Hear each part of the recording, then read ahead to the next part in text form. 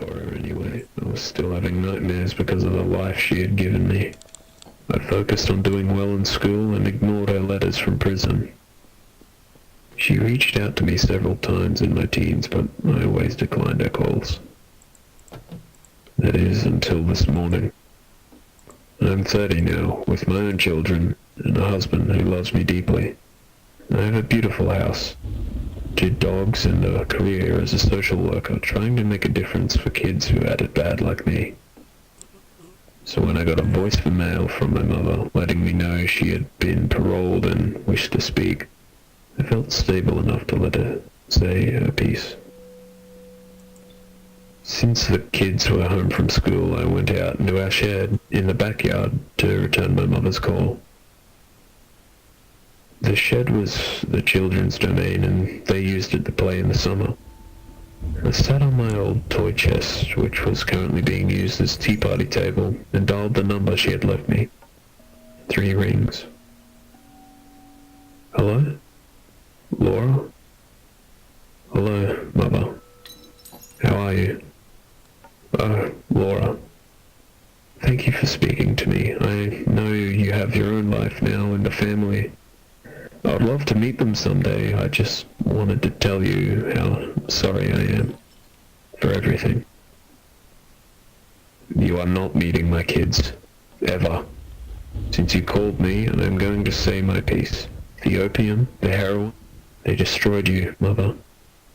And you almost took me down with you.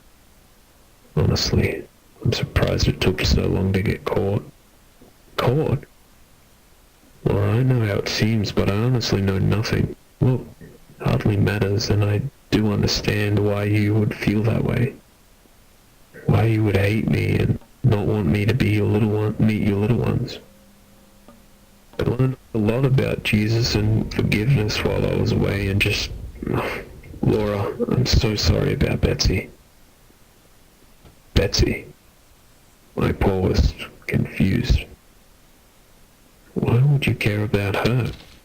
I know, Laura, believe me, I do. It was all my fault. The drugs, the partying, and Betsy. Oh, God. If I had only been able to see through the haze, if I had only known.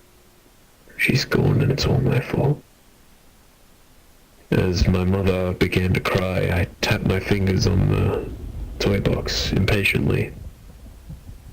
The drugs had clearly fried her brain.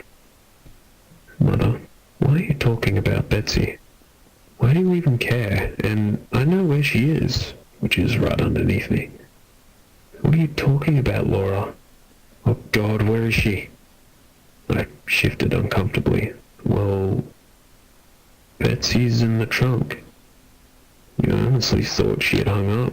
I heard nothing on the other end, not even breathing for a moment. What do you mean your sister's in the trunk? My sister? The hell are you talking about? Back on drugs so soon, Mother? Betsy is a goddamn doll. I locked her in the toy box a few days before you got arrested for possession. Laura. Oh God. No, Laura. I wasn't arrested because of the drugs. I was arrested because of Betsy's disappearance. You called her your little doll, but I thought you knew. Oh God. What did you do, Laura? What did you do to my baby? Stunned, and with no emotion, I set the phone down next to me and stood up. I could hear the distant sound of my mother's anguished cries and feel the dark clutch of possibility in my own chest. Memories were stirring in the back of my mind, threatening to come flooding forward into my consciousness, pushing against a door in my head. A door that had been locked so tightly for so long. I had forgotten it was there.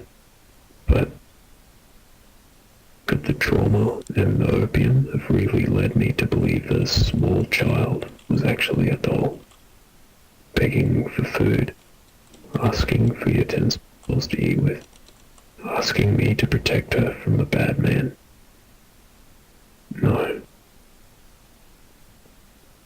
I slowly turned around and brought my eyes down to the chest. Surely it was too small. You couldn't fit a person in there. You couldn't. But what about a very small, starving, emaciated child? What about her? Would an investigator even bother looking for a child in this chest? It was just too small. I knelt down to the ground and opened the clasps. It would be better to not look, after all that I had overcome, this new life that I had earned. It could all be undone by opening this toy box. I shouldn't open it. I should throw it in a landfill and forget it ever existed. I shouldn't look inside. I opened the chest. I never had a doll. My mother never could afford to buy me one. I never had a wagon either, but I did have a toy box. A pretty blue and white toy box. And when I was 5, I killed my 2-year-old sister and put it in it. And now my life is